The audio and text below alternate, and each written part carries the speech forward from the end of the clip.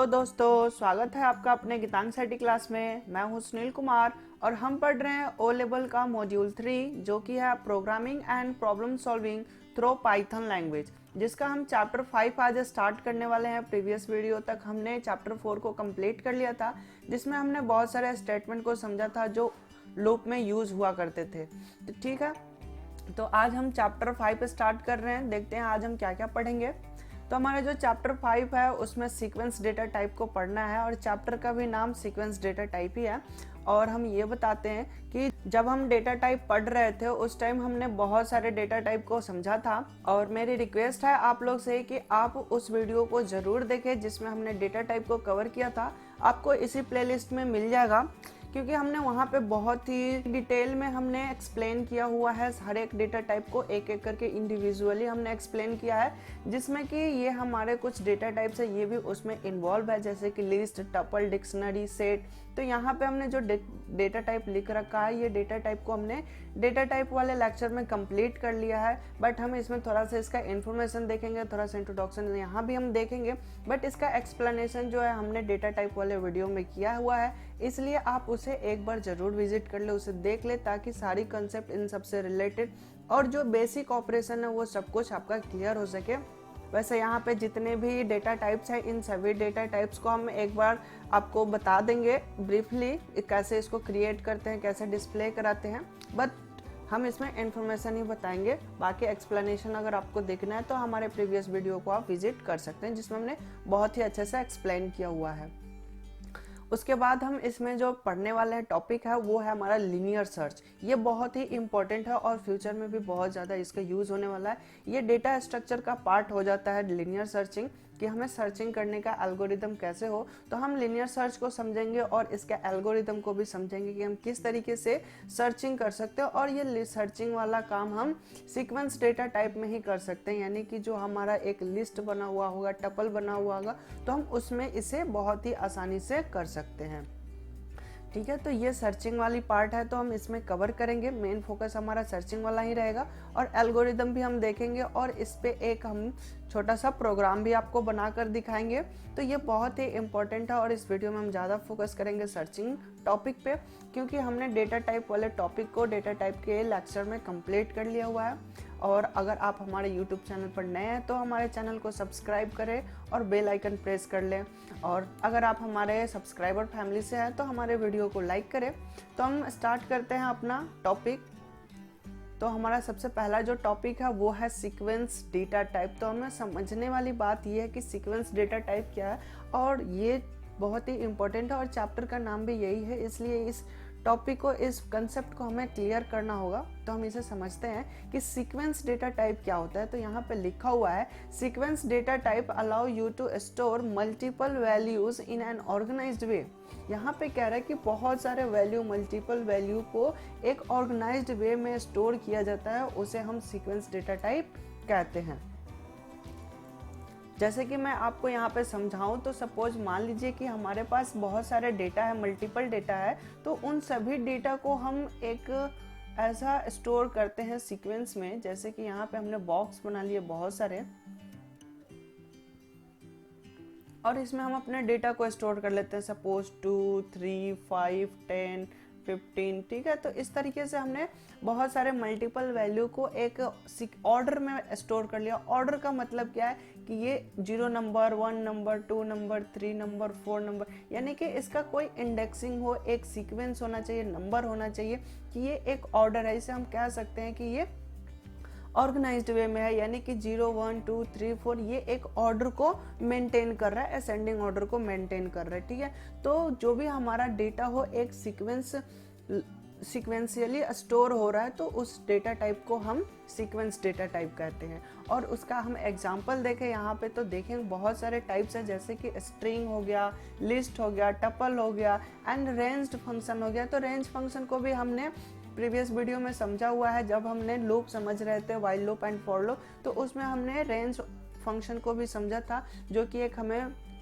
बहुत सारा जो भी हम रेंज देंगे उस रेंज को हमें रिटर्न करता था, तो हम उसको किसी ऑब्जेक्ट में स्टोर करा देते हैं, आइदर लिस्ट हो, टपल हो, तो हम किसी में भी उसको स्टोर करा सकते थे। ठीक है, तो रेंज ऑब्जेक्ट रेंज फंक्शन है वो भी हमें एक सीक्वेंस डेटा प्रोवाइड करता था, क्योंकि वो सीक्वेंस में रिटर्न करता था डेटा 1 2 3 4 5। हमें स्टार्टिंग और एंडिंग नंबर ही देना होता था और बीच में सीक्वेंस वो अपने आप क्रिएट कर लेता था। ठीक है, तो यहाँ तक तो हमें समझ में आ गया कि सीक्वेंस डेटा टाइप क्या है। तो जो सीक्वेंशियली डेटा को स्टोर करे और वो भी ऑर्गेनाइज्ड वे में। ऑर्गेनाइज्ड वे का मतलब क्या है कि इसमें कोई इंडेक्स नंबर होना चाहिए। ठीक है, इंडेक्सिंग होना चाहिए इसका कि 0 नंबर 1 नंबर 2 नंबर इंडेक्सिंग को मेंटेन करता हो। तो यहाँ पे हमने 3-4 देख लिए इसके टाइप्स हैं, और भी यहाँ पे डेटा टाइप होते हैं, जैसे कि डिक्शनरी होता है, सेट होता है। तो डिक्शनरी और सेट ये तो मल्टीपल वैल्यू को एक्सेप्ट करते हैं, बट ये सीक्वेंशियल डेटा स्टोर नहीं करते, ये नॉन सीक्वेंशियल डेटा टाइप है। जैसे कि हम बात करें कि यहाँ पे हमने कहा कि सीक्वेंस होने का क्या कंडीशन है, तो वो एक ऑर्डर मेंटेन करता हो, 0 1 2 3 4, उसका इंडेक्सिंग नंबर हो, उस जो ब्लॉक है उसका एक स्पेसिफिक नंबर हो, ताकि हम उसे एक्सेस कर सके इंडिविजुअली। ठीक है, बट हमारा डिक्शनरी और सेट दो ऐसे डेटा टाइप है, डेटा स्ट्रक्चर भी हम बोल सकते हैं कि ये सीक्वेंशियल नहीं है, ये नॉन सीक्वेंशियल डेटा टाइप है। क्यों? क्योंकि ये सीक्वेंस में डेटा स्टोर नहीं करता, इसमें कोई इंडेक्सिंग नहीं होता है। ठीक है, यहाँ तक क्लियर है। सीक्वेंस डेटा टाइप वो है जो डेटा को सीक्वेंशियली स्टोर करके रखता है, यानी कि उसका इंडेक्सिंग हो, एक ऑर्डर मेंटेन करे। तो और भी हम इसके टाइप्स को समझते हैं, जैसे कि यहाँ पे एक एक करके हम सभी टाइप्स को समझ लेते हैं। जितने भी हमने यहाँ पे डेटा टाइप देखा था उन सभी को हम ब्रीफली समझ लेते हैं, एक एक लाइन में समझ लेते हैं, ताकि हमारा कंसेप्ट क्लियर हो सके। तो यहाँ पे हम स्ट्रिंग को समझते हैं। स्ट्रिंग एक सीक्वेंस डेटा टाइप है और इसका डेफिनेशन लिखा हुआ है, string is a collection of characters enclosed with single, double and triple quotes. जैसे कि एग्जाम्पल में यहाँ लिखा हुआ है कि बहुत सारा कैरेक्टर का कलेक्शन है, यहाँ पे GIITM, यहाँ पे बहुत सारे कैरेक्टर हैं और इन सभी कैरेक्टर के कलेक्शन को हम स्ट्रिंग कहेंगे। और एक और यहाँ पे कंडीशन है कि इनक्लोज्ड विथ सिंगल कोट्स या डबल कोट्स या ट्रिपल कोट, यानी कि अगर हम यहाँ पे डबल कोट में लिखते हैं हेलो, तो ये भी एक स्ट्रिंग है। ठीक है, और हम यहाँ पे ट्रिपल कोट भी लगा देते हैं। वैसे हम सिंगल कोट को 3 बार लिख दें, यहाँ भी हम सिंगल कोट को 3 बार लिख दिए, तो यहाँ पे क्या हो गया, हेलो हो गया। ठीक है, तो ये भी एक स्ट्रिंग ही ट्रीट होगा। तो पाइथन जो हमारा है स्ट्रिंग बनाने के लिए तीनों कोट्स को यूज करता है, एक्सेप्ट करता है। आप किसी भी कोट्स में लिख सकते हो, या फिर आप डबल इन्वर्टेड कॉमा को 3 बार लिख सकते हैं। ठीक है, तो ये भी ट्रिपल कोट्स एक्सेप्टेबल है, और ये सिंगल कोट्स को हम 3 बार लिखेंगे तो ये भी एक्सेप्टेबल है। ठीक है, तो दोनों हम यहाँ पर लिख सकते हैं, और जो भी इन कोट्स के बीच में स्ट्रिंग लिखा होगा या फिर 1 2 3 भी लिखा हुआ है, अगर सिंगल कोट्स के अंदर 1 1 2 3 4 इस तरह से कोई नंबर भी लिखा हुआ है, तो ये भी एक स्ट्रिंग ट्रीट होगा। ठीक है, इसे हम नंबर नहीं कहेंगे, इसे भी हम स्ट्रिंग कहेंगे। क्यों?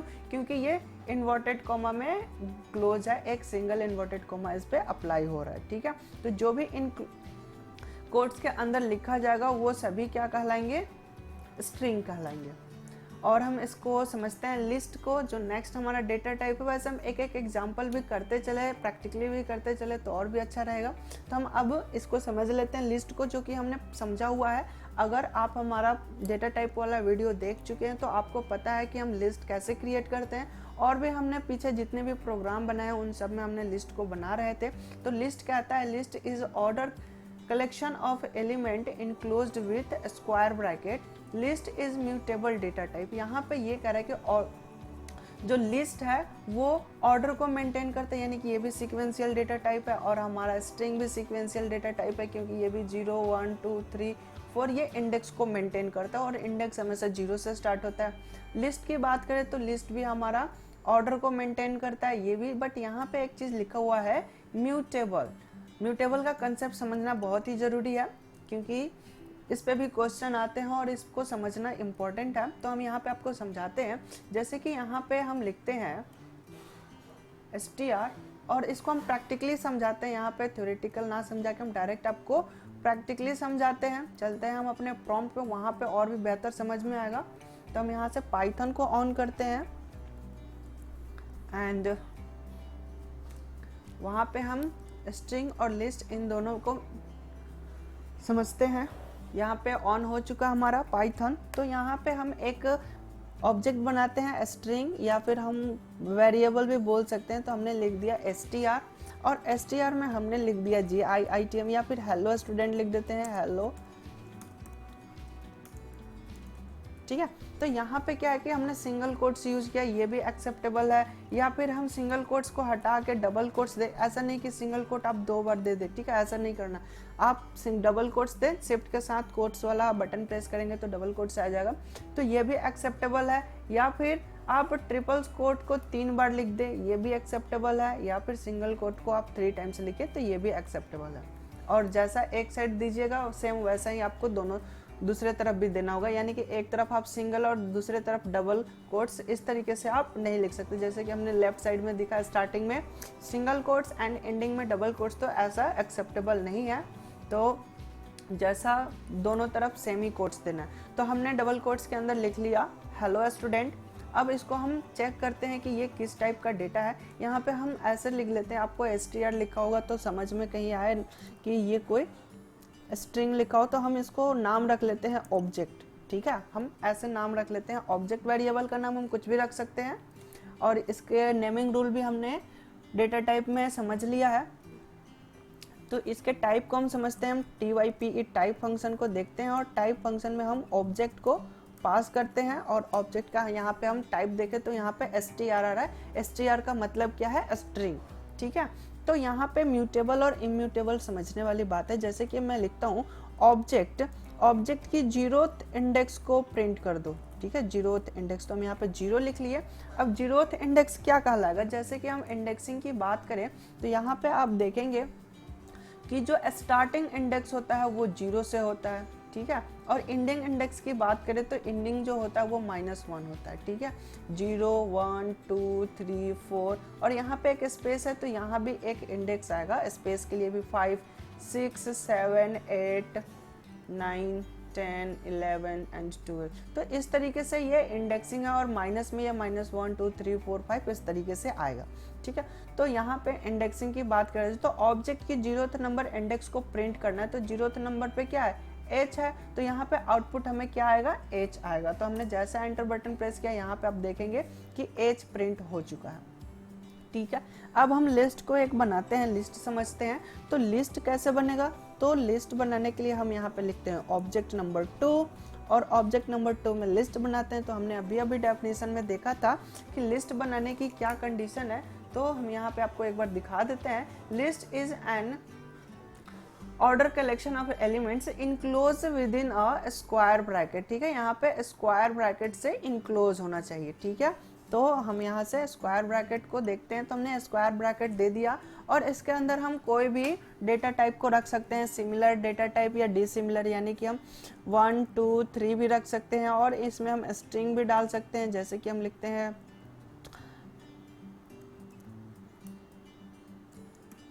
हेलो। ठीक है, तो हमने यहाँ रख लिया। अब हम इसको एंटर करते हैं तो यहाँ ऑब्जेक्ट 2 भी बन गया, और ऑब्जेक्ट 2 का हम टाइप अगर चेक करें, type टाइप, और टाइप में हमने ऑब्जेक्ट नंबर 2 को पास कर दिया।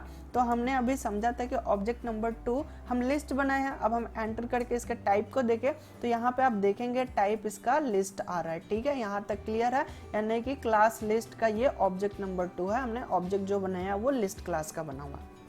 क्लियर है, तो अब हम इसके म्यूटेबल का समझते हैं कि म्यूटेबल क्या कह रहा है, म्यूटेबल जो बात कह रहा था। तो अब हम ऑब्जेक्ट नंबर 2 का 0th नंबर अगर प्रिंट कराएं तो यहाँ पे क्या प्रिंट होने वाला है, तो यहाँ भी क्या होगा, तो 0th नंबर जो है वो तो हमारा 1 है ना, इंडेक्सिंग नंबर 0 1 2, और फिर ये हो जाएगा हमारा 3 नंबर इंडेक्स, ये पूरा 3 नंबर पे आ जाएगा। ठीक है, तो इस तरीके से हम 0th नंबर को अगर प्रिंट कराएं तो हमारा 1 आना चाहिए। तो हम एक बार प्रिंट करा कर देखते हैं, तो एंटर किए, यहाँ पे 1 आ चुका है।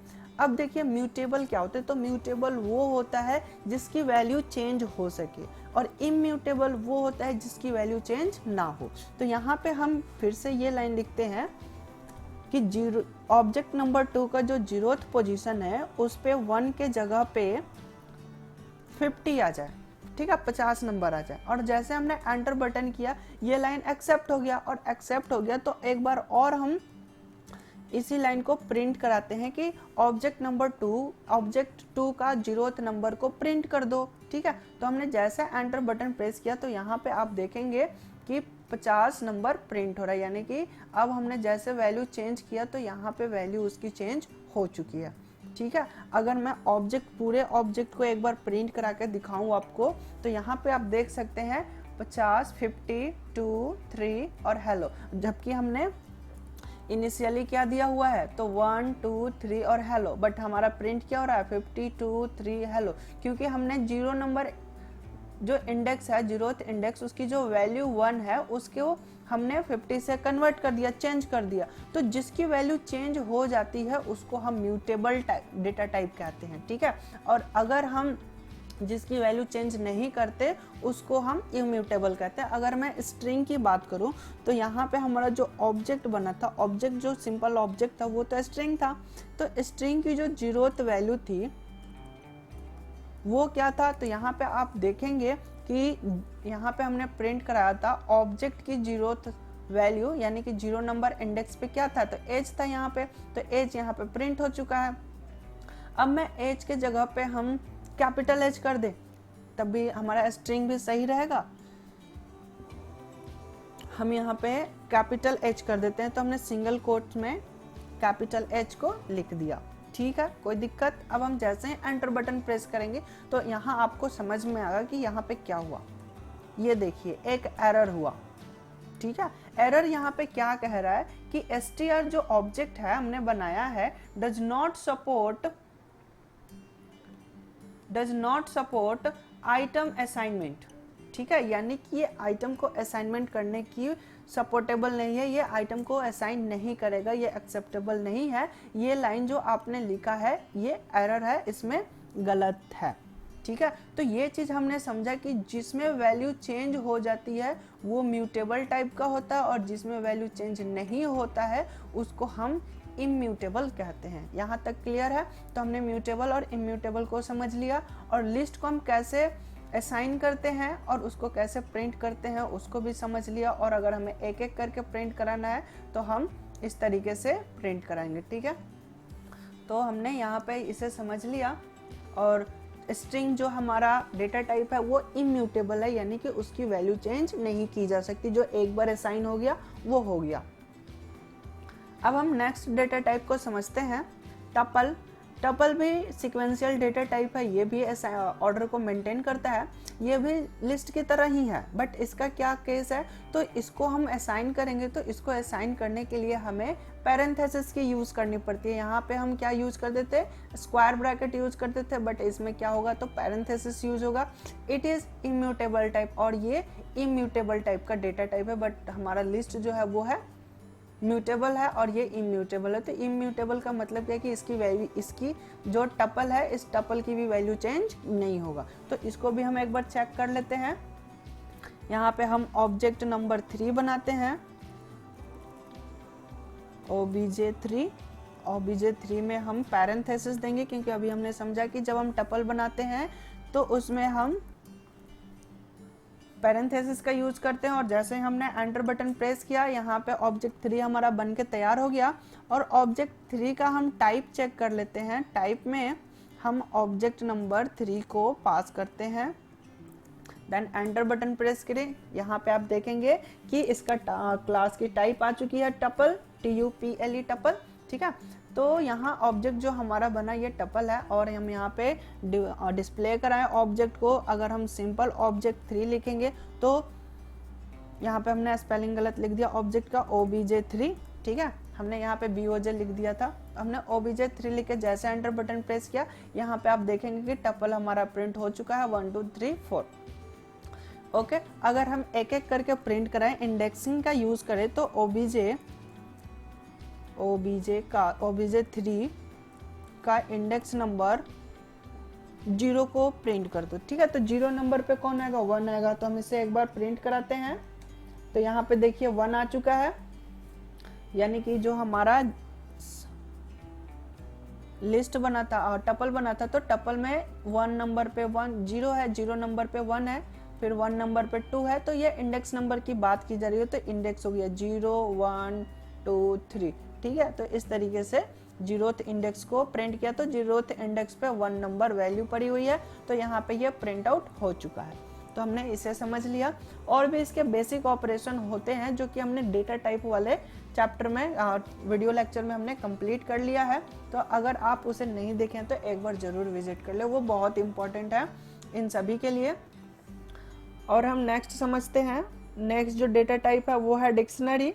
डिक्शनरी क्या कहता है? डिक्शनरी इज अनऑर्डर्ड कलेक्शन, यानी कि हमने अभी समझा था कि ये जो तीनों थे स्ट्रिंग, लिस्ट, टपल, ये सीक्वेंशियल डेटा टाइप है, बट डिक्शनरी जो है वो अनसीक्वेंशियल है, नॉन सीक्वेंशियल है, सीक्वेंशियल डेटा टाइप नहीं है ये, क्योंकि ये सीक्वेंस में नहीं स्टोर करता, ये कोई इंडेक्सिंग को मेंटेन नहीं करता है। तो इंडेक्स नहीं मेंटेन करता है तो ये कैसे इसकी डेटा रिट्रीव होती है? तो यहाँ पे होता है की वैल्यू पेयर होता है, यानी कि यहाँ पे एक की होता है और उसकी वैल्यू होती है। जैसे कि क्वेश्चन आंसर पूछा जाता है कि आपका नाम क्या है, तो यहाँ पे नाम पूछा गया तो उसका रिप्लाई में उसके नाम आएगा, ठीक है, जैसे कि मोहन, ठीक है।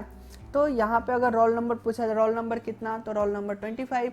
तो इस तरीके से यहाँ पे क्वेश्चन आंसर जैसे होता है, एक होता है की और दूसरा होता है वैल्यू। जैसे कि हम डेटाबेस में स्टोर करते हैं तो उस तरीके से यहाँ स्टोर होता है। और इसको क्रिएट करने के लिए हम पैरेंथेसिस सिंबल का यूज करते हैं, इनक्लोज्ड विथ पैरेंथेसिस। ये जो कर्ली ब्रैकेट, सॉरी पैरेंथेसिस नहीं, कर्ली ब्रैकेट इसे बोलते हैं, इनक्लोज्ड विथ कर्ली ब्रेसेस, यानी कि डिक्शनरी हमें बनाना है तो उसके लिए कर्ली ब्रेसेस का यूज करेंगे। फिर नेक्स्ट पॉइंट इसमें लिखा है इट इज़ म्यूटेबल टाइप, यानी कि हम इसके वैल्यू को, इसके डेटा को हम अपडेट कर सकते हैं, इसमें कोई भी वैल्यू को हम चेंज कर सकते हैं। यहाँ तक क्लियर है? तो हम इसका एक डेमो देख लेते हैं। तो अब हमें क्या करना है, तो एक पहले मैं साइज छोटा कर दूं ताकि आपको बीच में दिखाई दे। हाँ, तो हमें क्या करना है, एक डिक्शनरी क्रिएट करना है। तो अब हम ऑब्जेक्ट नंबर 4 बना लेते हैं, ठीक है। यहाँ पे हम ऐसे लिख लेते हैं स्टूडेंट, ताकि और अच्छे तरीके से आपको क्लियर हो, STUDENT, ठीक है, स्टूडेंट। तो स्टूडेंट की हम वैल्यू इंसर्ट कर लें। तो स्टूडेंट क्या है, तो स्टूडेंट का हम रोल नंबर जानना चाहते हैं, तो रोल नंबर हम लिख रहे हैं, तो रोल, स्टूडेंट का रोल चूंकि स्ट्रिंग कैरेक्टर का सीक्वेंस है इसलिए हमने इन कोट्स में लिख दिया। और इंटीजर नंबर हो गया, जैसे कि रोल नंबर 25 है या 26 है, 25 ही रख लेते हैं। तो ये नंबर है, तो नंबर को हम कोट्स के अंदर नहीं लिखते। और फिर स्टूडेंट का नेम क्या है, तो स्टूडेंट का नाम हम यहाँ पे लिख लेते हैं। यहाँ पे क्या होता है, इक्वल टू ऑपरेटर का असाइन का यूज नहीं होता है, यहाँ पे कॉलन ऑपरेटर यूज होता है। और यहाँ पे हम कॉलन देते हैं और इसका नाम हम लिख लेते हैं मोहन, ठीक है, मोहन हो गया। और इसका हम एड्रेस की बात करें, इसकी एड्रेस क्या है, तो एड्रेस की वैल्यू क्या हो गई यहाँ पे, दिल्ली, ठीक है। तो इस तरीके से हमने वैल्यू को इंसर्ट कर लिया, एक स्टूडेंट बनाया जिसका नाम मोहन है और उसका रोल नंबर 25 है और उसका एड्रेस जो है वो है दिल्ली। तो अब हम यहाँ पे अगर प्रिंट कराएं स्टूडेंट को, STUDENT, स्टूडेंट, और जैसे हमने एंटर बटन प्रेस किया यहाँ पे पूरी वैल्यू उसकी आ चुकी है। अगर मैं ऐसे लिखूँ, स्टूडेंट का नाम क्या है, नेम, ठीक है, स्टूडेंट का नेम प्रिंट कर दो, तो यहाँ पे स्टूडेंट का नेम मोहन आ चुका है। स्टूडेंट का एड्रेस क्या है, ठीक है। तो यहाँ पे हम एक एक वैल्यू को प्रिंट करा रहे हैं। तो अब हमें वैल्यू जब मिल रहा है, वैल्यू को हम प्रिंट करा रहे हैं, तो यहाँ पे आप ध्यान देंगे कि हम यहाँ पे स्क्वायर ब्रैकेट का यूज कर रहे हैं, ठीक है। और डेटा स्टोर करते वक्त हम कर्ली ब्रेसेस का यूज करेंगे। तो यहाँ पे हमने लिखा स्टूडेंट का एड्रेस क्या है, तो स्टूडेंट का एड्रेस प्रिंट कर दो। तो हमने जैसे एंटर बटन प्रेस किया यहाँ पे आउटपुट आ चुका है दिल्ली। तो इस तरीके से इसका मेंटेन किया जाता है। अगर हमें पूरा की चाहिए तो हम की भी एक्सेस कर सकते हैं इसके। सपोज कि student dot keys, KEYS keys, ठीक है। और जैसे एंटर बटन प्रेस करेंगे तो यहाँ पे टाइप भी बता रहा है कि ये डिक्शनरी है, डिक्ट को, डिक्शनरी को शॉर्ट में डिक्ट लिखा है। और इसकी जो कीज है, कीज में कौन कौन से, roll number, name and address, हम इसके मदद से इसके वैल्यू को एक्सेस कर सकते हैं। जैसे नेम हमने लिखा था तो नेम जैसे ही किया था तो मोहन रिटर्न हुआ था, एड्रेस लिखेंगे तो इसका एड्रेस रिटर्न होगा, ठीक है। और भी इसकी अगर डिटेल जानना चाहते हैं तो हमारे डेटा टाइप वाले वीडियो को विजिट कर लें। अब हम नेक्स्ट को समझते हैं। नेक्स्ट जो है वो है सेट। अब हम सेट डेटा टाइप को समझते हैं। Set is an unordered and unindexed collection of an elements enclosed with curly braces. अब यहाँ पे क्या है कि हमारा सेट भी जो सेट डेटा टाइप है ये भी कर्ली ब्रेसेस से इनक्लोज्ड होता है, बट इसमें डिफरेंस क्या है कि ये जो है अनइंडेक्स्ड ऑर्डर है, यानी कि इसमें भी जैसे हम बनाते थे, टपल बनाते थे या लिस्ट बनाते थे, तो इसमें हम डेटा को सिक्वेंशियली रखते हैं, बट इसमें इंडेक्स्ड को मैटर नहीं करता है। जैसे कि हम यहाँ पे लिखें कर्ली ब्रेसेस के अंदर, यहाँ पे हमने लिखा कर्ली ब्रेसेस के अंदर 1 2 3 4, ठीक है, और इसे हम कर्ली ब्रेसेस को बंद कर दिए, तो यहाँ डेटा तो स्टोर होगा, ये सेट बनेगा, लेकिन सेट में क्या होगा कि ये इंडेक्स को मेंटेन नहीं करेगा, 0 1 2 3 इस तरह से इसमें इंडेक्सिंग नहीं होगा, ठीक है। और इसमें सबसे अच्छी बात ये है कि ये duplicate are not allowed in, और इसमें डुप्लीकेट वैल्यू अलाउड नहीं होता, यानी कि अगर हम इसमें एक और 2 लिख देंगे तो ये 2 जो है 2 लिखा हुआ है, बट ये एक ही को एक्सेप्ट करेगा, एक को ऑटोमेटिक रिजेक्ट कर देगा, रिमूव कर देगा, ठीक है। तो ये क्या है, तो ये भी अनसिक्वेंशियल है, ये भी सीक्वेंस को मेंटेन नहीं करता, ये रैंडमली स्टोर होता है, नॉन सीक्वेंशियल डेटा टाइप है, और इसमें भी कोई इंडेक्सिंग नहीं होता है। और ये जो है ये सेट के और भी बहुत सारे फंक्शन को सपोर्ट करता है, जैसे कि यूनियन हम जानते हैं कि सेट 1 एंड सेट 2 का हम बीच में यूनियन ऑपरेशन परफॉर्म करते हैं, तो ये यूनियन भी करता है। तो सेट के जितने भी फंक्शन है वो सारे फंक्शन इसमें यूज होता है। तो हम यहाँ पे एक छोटा सा डेमो देख लेते हैं कि इसको हम कैसे बनाएंगे, और इसका डेटा टाइप भी हम चेक कर लेते हैं। तो यहाँ हम एक सेट बनाते हैं, तो हम सपोज ऑब्जेक्ट नंबर 5 बना लेते हैं, ऑब्जेक्ट नंबर 5, एंड इसकी जो वैल्यू असाइन होगा वो भी कर्ली ब्रेसेस में होगा। बट डिक्शनरी के केस में क्या था, तो वहाँ पे हम की और वैल्यू दोनों दे रहे थे, ठीक है। बट यहाँ पे अगर हम बिना की और बिना वैल्यू को हम स्टोर कराते हैं, तो यहाँ पे क्या होगा, जैसे हमने एंटर बटन प्रेस किया, आप यहाँ पे देखेंगे, इसका टाइप हम चेक करके दिखा देते हैं आपको। ऑब्जेक्ट नंबर 5, और यहाँ पे हमने एंटर बटन किया, तो यहाँ आप देखेंगे कि ये सेट आ रहा है, यानी कि जो हमने ऑब्जेक्ट नंबर 5 बनाया था ये सेट बना हुआ है, ठीक है। अगर यही हमने अगर कॉलन ऑपरेटर यूज करके इसमें हमने की और वैल्यू दोनों दे दिया होता तो ये डिक्शनरी टाइप बन जाता, ठीक है। तो यहाँ पे हमने ये समझ लिया। अगर मैं इसको एक्सेस करके दिखाऊं इंडेक्स की मदद से, तो यहाँ पे एरर आएगा, जैसे कि ऑब्जेक्ट नंबर 5 की हम 0th पोजीशन वाली वैल्यू को देखना चाहते हैं, तो यहाँ पे आप देखेंगे कि ये एरर आ रहा है, और एरर क्या बता रहा है कि सेट ऑब्जेक्ट इज नॉट सब स्क्रिप्टेबल, यानी कि इसको हम स्क्रिप्ट में नहीं डिवाइड कर सकते, ये पूरा का पूरा ही प्रिंट होगा, हम इसको इंडिविजुअली प्रिंट नहीं कर सकते। तो हम यहाँ पे पूरे के पूरे को प्रिंट कराते हैं। ऑब्जेक्ट नंबर 5 में जितने भी वैल्यूज हैं उन सभी को हम इसमें प्रिंट कराएं। तो यहाँ पे आप देखेंगे जो भी हमने वैल्यू असाइन किया था वो आ रहा है, बट यहाँ पे एक चीज़ और आप ध्यान देंगे, यहाँ जो हमने वैल्यू दिया था वो 2 5 7 8 3 0 डिफरेंट ऑर्डर में दिया था, यानी कि हमने इसको अरेंज ऑर्डर में नहीं दिया था, बट ये प्रिंट हो रहा है, तो प्रिंटिंग करते वक्त ये अरेंज में करके प्रिंट हो रहा है, ठीक है। 0 2 3 5 7 8। एक और हम टेस्ट के लिए बना लेते हैं ऑब्जेक्ट नंबर 6, और इसमें हम एक बार और सेट बनाते हैं। इसमें हम डुप्लीकेट वैल्यू डालेंगे 1 3 5 3, और यहाँ पे हम लिख देते हैं 3, फिर हम यहाँ पे लिखते हैं 2, एक और हम वैल्यू, बस इतना ही रिपीट करके देख लेते हैं। हमने लिखा 1 3 5 2 3 2। तो अगर हम इसको कर दिया और हम ऑब्जेक्ट नंबर 6 को प्रिंट कराते हैं, तो यहाँ पे आप रिजल्ट देखेंगे 1 2 3 5 ही आ रहा है। जो भी रिपीटेड वैल्यू होगा वो रिमूव हो जाएगा, क्योंकि ये सेट की कंडीशन ही होती है कि इसमें डुप्लीकेट वैल्यू नहीं होता। और सेट आप मैथ में पढ़े होंगे, जब आपका नंबर सिस्टम चल रहा होगा मैथ में, तो उस टाइम सेट फंक्शन पढ़े होंगे, और इसमें हम वो सारे ऑपरेशन परफॉर्म कर सकते हैं। यूनियन वाला 2 सेट है, उनमें कौन कॉमन है, कौन मैच कर रहा है, ये सारी चीज़ें हम यहाँ पे ऑपरेशन को परफॉर्म कर सकते हैं। तो जब हम फंक्शन चैप्टर पढ़ेंगे, यानी कि चैप्टर 6 में सारे फंक्शंस हैं, तो हम सभी फंक्शन को पढ़ेंगे और खुद से भी फंक्शन बनाना सीखेंगे। तो फंक्शन चैप्टर में हम इन सभी को फंक्शन देखेंगे कि कौन कौन सा फंक्शन है, क्योंकि हम चैप्टर के अकॉर्डिंग चल रहे हैं, जैसे टॉपिक मिल रहा है हम उसी हिसाब से आपके लिए वीडियो कंटेंट ला रहे हैं, इसलिए जो फंक्शन वाली पार्ट है वो चैप्टर नंबर 6 में है।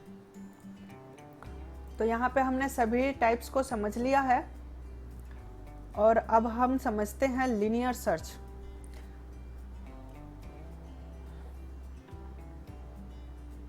तो अब हम समझते हैं लीनियर सर्च। लीनियर सर्च क्या है और ये बहुत ही इम्पोर्टेंट है। ये एक टेक्निक है सर्चिंग करने की, और ये लीनियर का मतलब क्या है कि एक ही डायरेक्शन में सर्चिंग करेगा, ठीक है। तो इसके कुछ लाइंस लिखे हुए हैं, इसे हम समझते हैं। A linear search is the most basic kind of search that is performed, यानी कि ये बहुत ही बेसिक टाइप है सर्चिंग करने की, यानी कि इसके और भी बहुत सारे सर्चिंग होते हैं, सर्चिंग के टाइप्स हैं, बट हमें जो अभी पढ़ना है बहुत ही बेसिक लीनियर सर्चिंग पढ़ना है, इसलिए हम लीनियर सर्च पे ही पढ़ रहे हैं और आपके सिलेबस में लीनियर सर्च ही है। इसके अलावा भी बहुत सारे सर्चिंग के टेक्निक होते हैं, बट हम लीनियर सर्च पे ही फोकस करेंगे।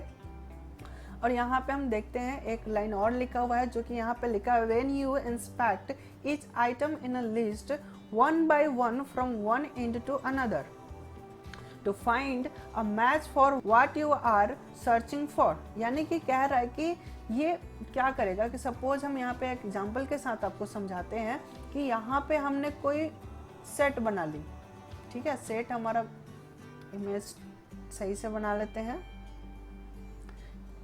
जैसे कि मान लेते हैं कि हमने एक सेट बनाया, लिस्ट बनाया, लिस्ट में क्या है तो वैल्यूज रखी हुई है 1 2 3 5, ठीक है। इस तरह से एक सेट में वैल्यू रखा हुआ है और हमें क्या करना है, when you inspect each item in list one by one, यानी कि हमारे पास कोई आइटम है, सपोज कि हमने एक x नाम का वेरिएबल बना लिया, इसमें हमने रख लिया 3। अब इस 3 को लिस्ट में 1 बाय 1 सबसे मैच कराना है कि किससे ये मैच कर रहा है, यानी कि हम ये फाइंड आउट करना चाहते हैं कि हमारा जो वैल्यू है क्या लिस्ट में है, अगर है तो कितने नंबर इंडेक्स पे है उसकी पोजीशन हमें प्रिंट कर दो, रिटर्न कर दो, ठीक है।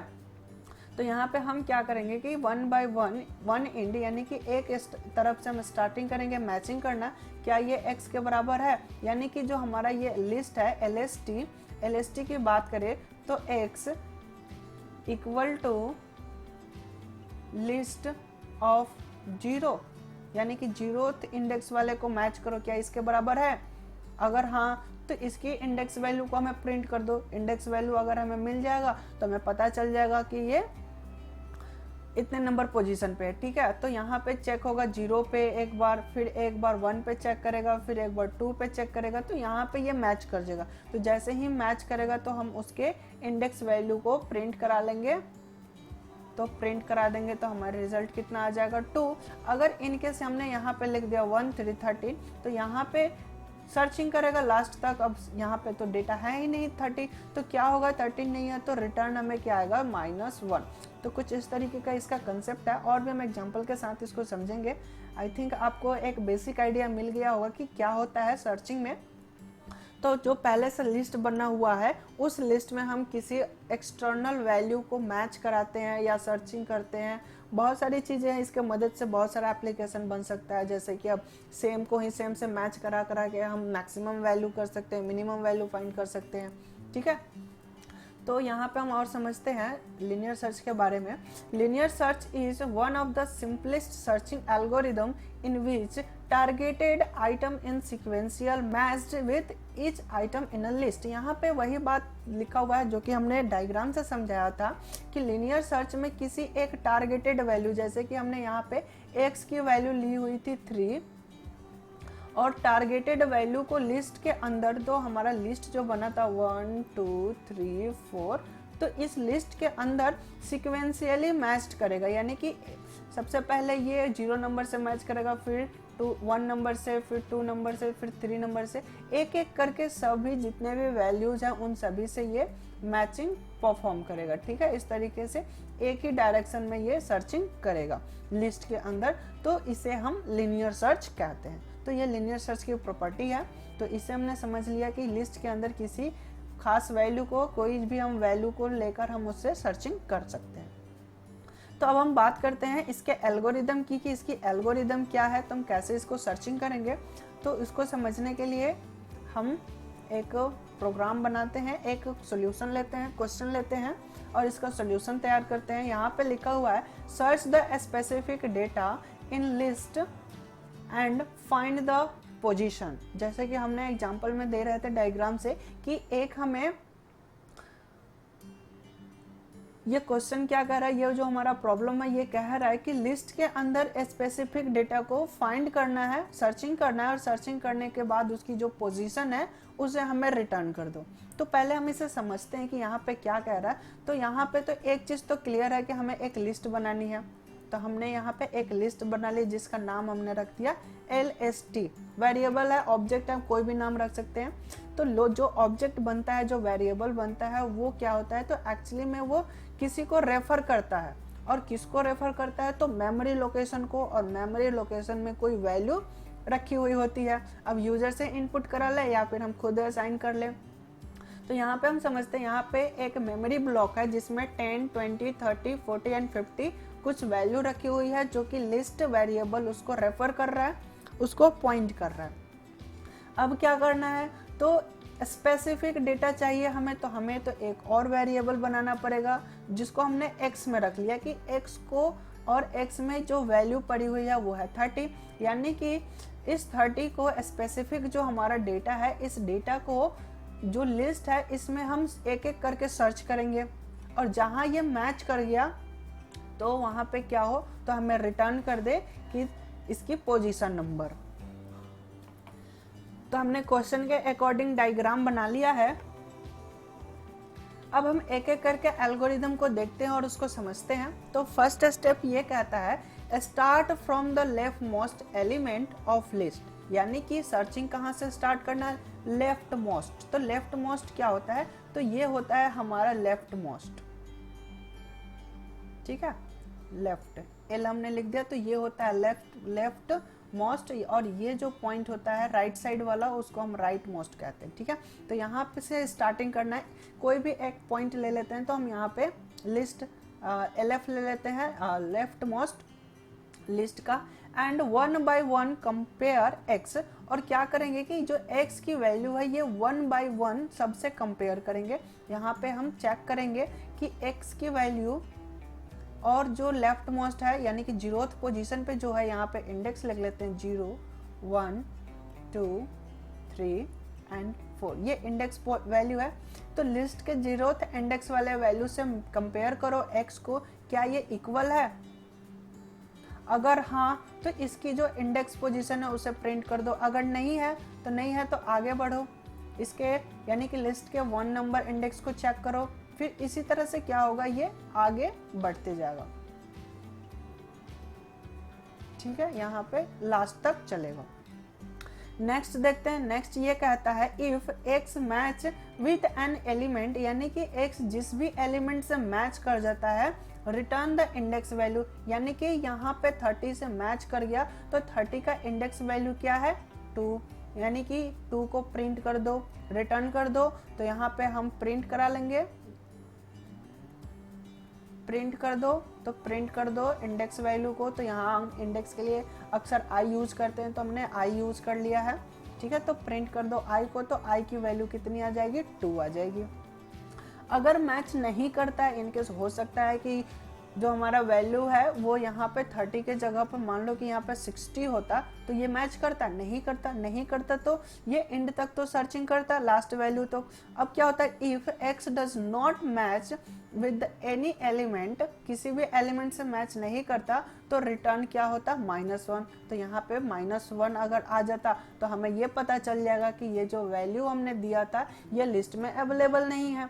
अगर -1 के अलावा और कोई नंबर आता है तो इसका मतलब क्या है कि वो उतने नंबर इंडेक्स पे अवेलेबल है, ठीक है। तो ये होता है इसका एल्गोरिदम और इसको हम इम्प्लीमेंट करते हैं प्रोग्रामिंग में।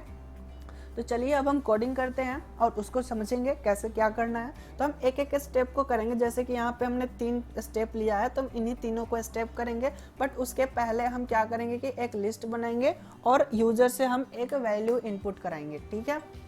तो हम स्टार्ट करते हैं अपना ये, और इसके लिए हम एक नई फाइल बना लेते हैं, न्यू फाइल ओपन कर लेते हैं और इसको मैं सेव कर दूं पहले।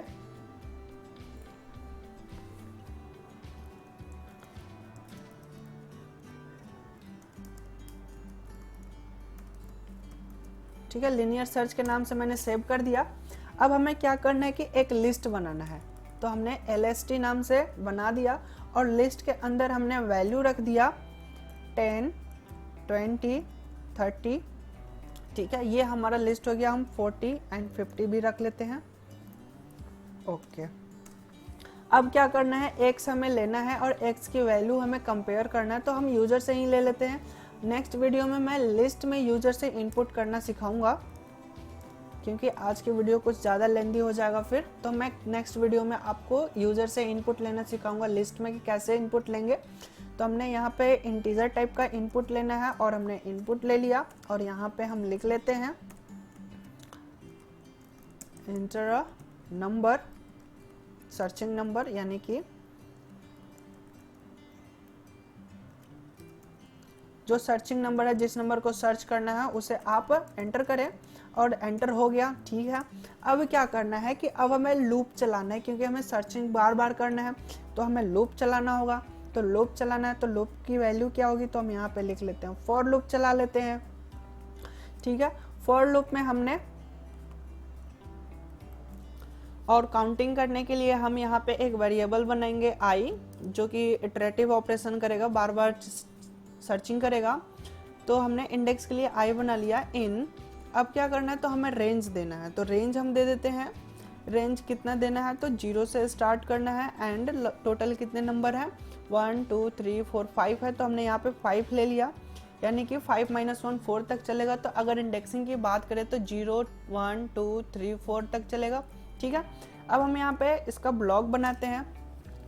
अब क्या करना है, तो अब हमें सर्चिंग करना है। तो सर्चिंग क्या करना है, तो सर्चिंग करने के लिए तो हमें एक कंडीशन लगानी पड़ेगी कि यदि अब हमें सर्च करना है x को, कि x की जो वैल्यू है वो लिस्ट के ith इंडेक्स वाले से मैच कर रहा है। अब i वैल्यू इसलिए है कि क्योंकि ये बार बार रिपीट करेगा 0 1 2 3 4, यानी कि ये लास्ट 4 तक चलने वाला है। और फिर क्या होगा, तो यहाँ पे अगर मैच कर जाए तो क्या हो, तो मैंने इसकी इफ की ब्लॉक बनाई। इफ के बॉडी में हमने लिख लिया प्रिंट, तो अगर मैच कर जाए तो प्रिंट कर दो i को, तो i यानी कि इंडेक्स वैल्यू को ये रिटर्न कर देगा। तो हमने यहाँ पे एक मैसेज भी प्रिंट करा देते हैं, position number is equal to i। ठीक है, यानी कि जो भी i की वैल्यू है वो पोजीशन नंबर के रूप में हमारा आ जाएगा। ठीक है, और जब मिल जाए कोई भी वैल्यू मैच कर जाए, तो मैच जैसे ही कर जाए वो वहीं से ब्रेक कर जाए, क्योंकि बाद अब हमें मिल गया स्टार्टिंग में ही, तो आगे सर्च करने की कोई ज़रूरत ही नहीं है। ठीक है, तो वहीं से वो ब्रेक कर जाए। और हम जानते हैं कि अगर कोई वैल्यू नहीं मिलेगा, यानी कि ये पूरा इटरेशन चलेगा, और कोई लूप पूरा एक बार चलता है, पूरा इटरेशन कंप्लीट कर लेता है, तो लूप का एक और स्टेटमेंट होता है एल्स बॉडी, तो ये एल्स बॉडी चलेगा। ये एल्स इफ का नहीं है, ये फॉर का है। अगर फॉर में ब्रेक एग्जीक्यूट करेगा तो एल्स एग्जीक्यूट नहीं करेगा। तो एल्स में हमें क्या लिखना है, तो एल्स में मैं बता दूं कि हमें एल्स में प्रिंट करवाना है कि वैल्यू इज नॉट फाउंड। ठीक है, नॉट मैच या फिर वैल्यू नॉट फाउंड हम लिख लेते हैं। जो x की वैल्यू है, x इज नॉट मैच। ठीक है, यानी कि x जो है वो मैच नहीं किया लिस्ट के अंदर। तो ये हमारा एक छोटा सा प्रोग्राम बन गया। तो इसको मैं रन करा के आपको दिखाता हूँ। और जैसे हमने यहाँ पे रन कराया, और यहाँ पे मिसिंग है, यहाँ पे असाइनमेंट ऑपरेटर का यूज नहीं होगा, हम यहाँ पे इक्वल टू का यूज करेंगे। इक्वल टू क्यों यूज करेंगे, क्योंकि कंपेयर ऑपरेटर जो है वो डबल इक्वल टू है। इसी से क्या होगा कि कंपेयर होगा। अगर हम सिंगल इक्वल टू देते हैं, इसका मतलब क्या होता है कि वैल्यू असाइन होता है। ठीक है, तो यहाँ पे हमें असाइन नहीं करना है, यहाँ पे हमें कंपेयर करना है। रन कराने के लिए हम F5 बटन प्रेस करते हैं, और जैसे हमने रन कराया, यहाँ पे आ रहा है इंटर अ सर्चिंग नंबर। जिस नंबर को हमें सर्च करना है उसे एंटर करें। तो सपोज हमने 30 दिया, तो हम जानते हैं कि 30 का पोजीशन नंबर 2 है, क्योंकि हमने जो इंसर्ट किया था वो था हमारा 10। सबसे पहले जो था वो था 10, फिर 20, फिर 30। तो इंडेक्सिंग की बात की जाए तो 0, 1 एंड 2। तो इस तरीके से ये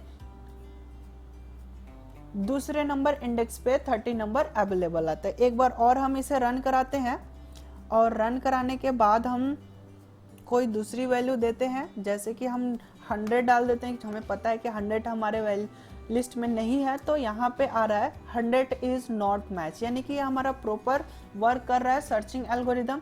यहाँ पे क्या हो रहा है, तो ये चेकिंग कर रहा है इंडिविजुअली पूरे मैच पूरे को।